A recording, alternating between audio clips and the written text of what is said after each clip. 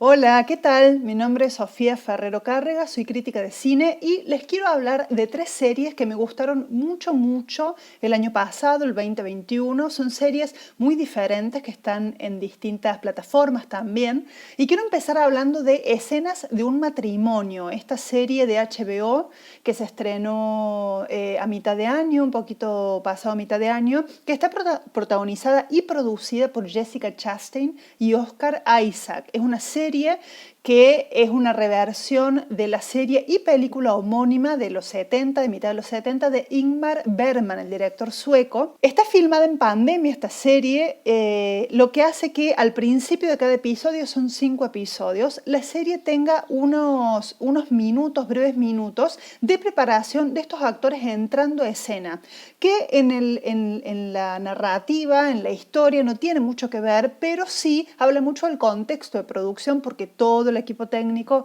está con barbijo y se nota el protocolo, se ve el protocolo. Y me gusta eso, me gusta porque el cine, las series, lo audiovisual en general, que a veces se hace demasiado largo, años, hasta que adopta en las ficciones, siempre hablando de ficciones porque el documental es otra cosa, experiencias que ha vivido la humanidad que han sido muy traumáticas. Por ejemplo, las Torres Gemelas tuvieron que pasar 5 o 6 años hasta que se hicieron ficciones sobre ese tema. Y bueno, si bien esto no tiene mucho que ver, sí es un contexto que hemos vivido y que estamos viviendo todavía a nivel global. Entonces, poder incorporar eso y que aparezca en las ficciones es interesante y es importante, ¿no? No obviar, no hacer como que nada ha pasado y seguir haciendo películas y series como si nada hubiera sucedido, sin barbijo, sin distancia social, sin higienizar las manos. Por ejemplo, yo recuerdo al principio de la pandemia que salió una serie malísima en HBO que se llamaba Run, que era de una pareja que se escapaba juntas y se encontraban en un tren.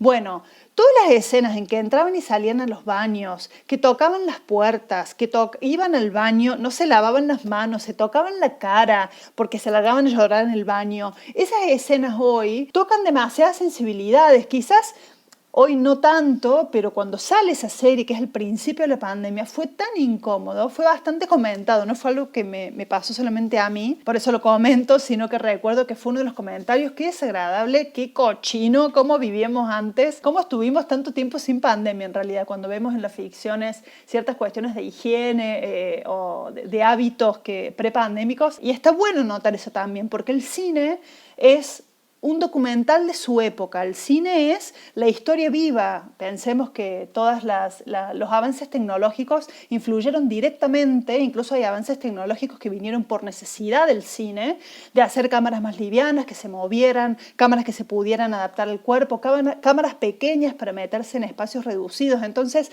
todas estas cuestiones está bueno cuando aparecen. Bueno, en Escenas de un matrimonio aparece. También se justifica de esta manera que solamente actúen 2, 4 personas por momentos. Esto es muy personal. A mí no me gustan mucho las películas que podrían ser una obra de teatro. Bueno, esta serie podría ser una obra de teatro, pero funciona muy bien porque tiene recursos cinematográficos que hacen que funcione muy bien. La intimidad de estas 2 personas, los guiones súper desarrollados, las discusiones que tienen. En este caso, la adaptación del año pasado se invierte con respecto a la de Ingmar Bergman del 78, creo que es la serie, que fue después de la película, si no me equivoco, nada, detalles. En aquella, la persona que se iba, que se quería ir, era el marido. Bueno, en este caso es ella, es Jessica Chastain, la esposa, la que se quiere ir de ese matrimonio. Me pareció muy brillante, me pareció muy apropiada, me pareció también que 5 episodios donde lo que más pasa son diálogos. No estamos acostumbrados a eso. Recordemos, por ejemplo, las películas de los 60, 70 francesas, que eran todas diálogos y todos racionales, muy agotadoras me resultan por otro lado, pero en este caso se habla tanto de las emociones y se intenta comunicar este vínculo y se intenta salvar por momentos, destruir por otros, que a mí me refrescó muchísimo encontrar estos diálogos elaborados, estos diálogos también, quizás de mi edad, quizás también hay una cuestión, por supuesto, de interés que tiene que ver con las situaciones que corresponden a mi contexto también, ¿no? Pero bueno, Escenas de un matrimonio me parece que es la mejor serie. Yo no soy muy seriéfila, entonces tampoco he visto mucho, pero Escenas de un matrimonio está en mi top 1, está en el puesto 1 de mi top 3. La otra serie que me gustó muchísimo fue El Juego del Calamar, y si bien no me voy a meter mucho con lo que se mete, por ejemplo, Don't Look Up, que es esto de que todos estamos en una, donde la tecnología nos ha alienado y donde el dinero y las deudas son cada vez más alienadoras y más nos arrasan nuestra cotidianeidad. Sí me voy a meter con la parte más audiovisual y más de lenguaje audiovisual. Yo creo que funciona muy bien como serie.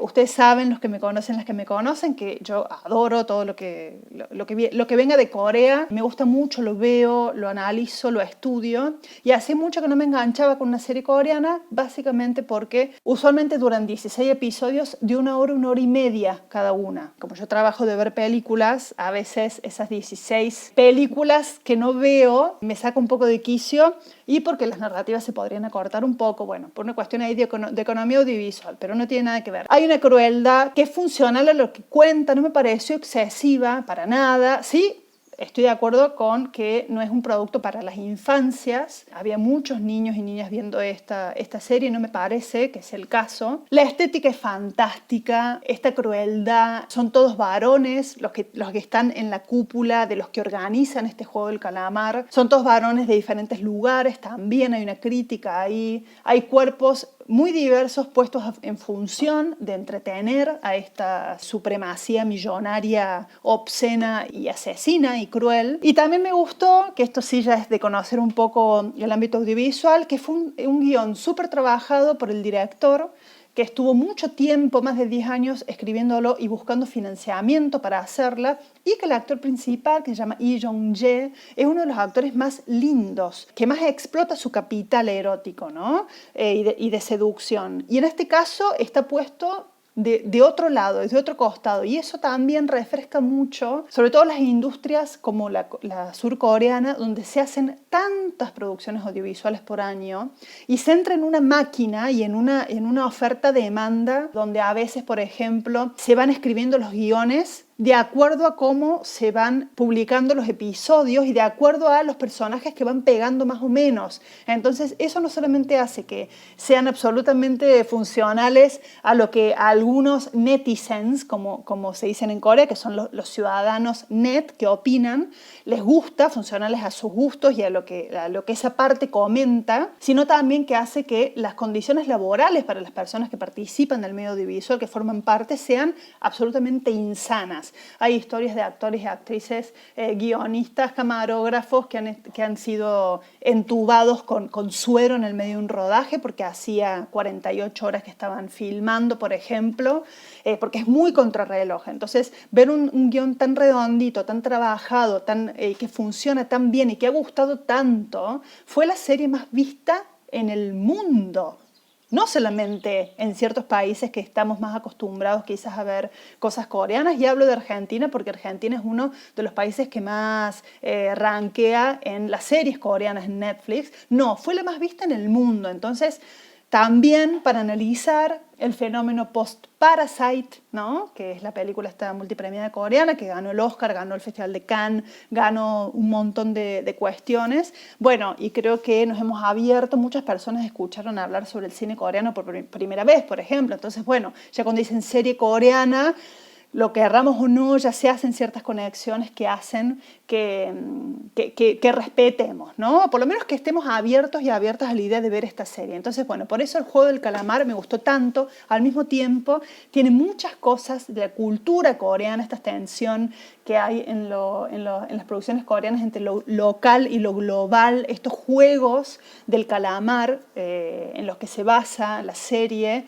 son súper coreanos y muy tradicionales, y hay una cierta nostalgia ahí en un sentido de recuperar el pasado, no de que todo pasado fue mejor, sino de recuperar el pasado, ¿no? Y bueno, por eso me gustó muchísimo El Juego del Calamar. Y la última serie sobre la que quiero hablar es Maradona, Sueño Bendito, que también me gustó muchísimo. Esta está en Prime, en Amazon Prime, si no me equivoco, y es una serie de 10 episodios que cuenta la vida de Diego Armando Maradona hasta cierto punto, mucho antes de su muerte, así que todo el mundo asume que va a haber una segunda temporada temporada. Está muy bien escrita, está súper bien editada, hay un montón de tiempos, temporalidades que suceden de una manera clara, que funciona y que lo mantiene muy activa, muy interesante a los visionados. ¿Te interesa el tema Maradona o no? Es una serie que está muy bien hecha y al mismo tiempo, para los argentinos y argentinas que sí conocemos a los actores, que son actores muy conocidos, y al mismo tiempo está hablando de un personaje que es hiper conocido. Entonces, que desaparezcan estos actores, que dejemos de ver la cara de estos actores y empecemos a ver la cara de las personas que representan, pero al mismo tiempo con un trabajo actoral fuerte. No es una parodia, no es una... son actores haciendo sus trabajos, ¿no? Por ahí escuché alguna entrevista donde decían que no les habían hecho énfasis en, por ejemplo, a Nazareno Casero, que hace el Maradona de los 2030 del Mundial México, no les habían exigido que trabajaran mucho sobre imitar la corporalidad, ¿no? Sino que tenía que pasar por otro lado. Fue un trabajo arduo, fue un trabajo que se nota y es una serie muy interesante y aparte se mete también con todos los temas que nos hacen quererlo y odiarlo Maradona, ¿no? Respetarlo y rechazarlos. Están ahí los temas, están plasmados con mucha altura, con mucha elegancia, con mucho interés audiovisual, porque siempre está bueno recordar que estamos hablando de series, estamos hablando de películas. Entonces, por más que sea la historia de tal o un documental, una ficción, una docuficción,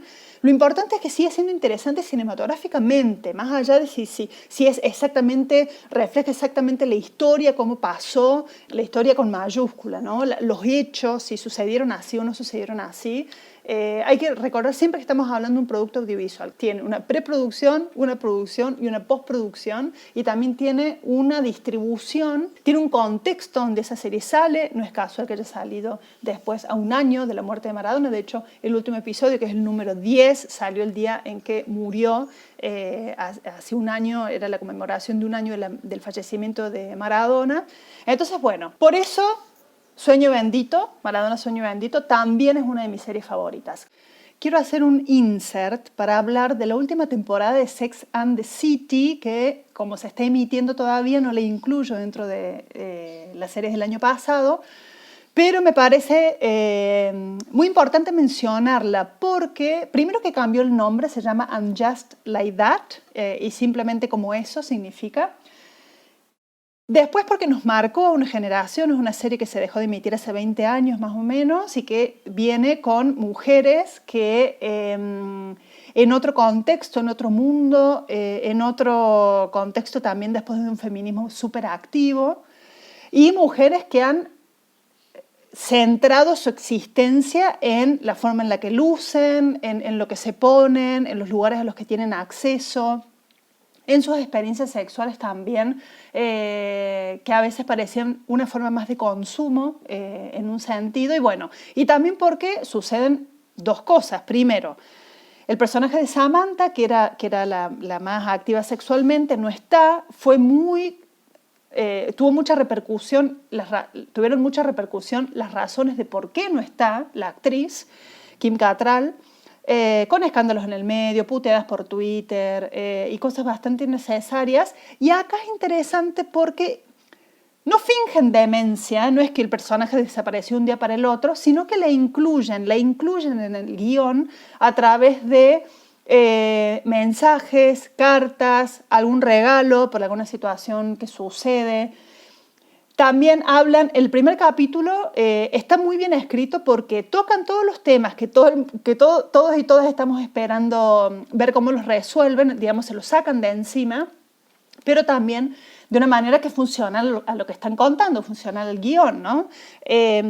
También cómo estas mujeres que tienen 55, 60 años, hablo específicamente de estas tres, han quedado con una cabeza que les cuesta bastante lidiar con lo que sucede ahora. Entonces, por ejemplo, el personaje de Sarah Jessica Parker, que si recuerdan tenía una columna en un diario que se llama Sex and the City.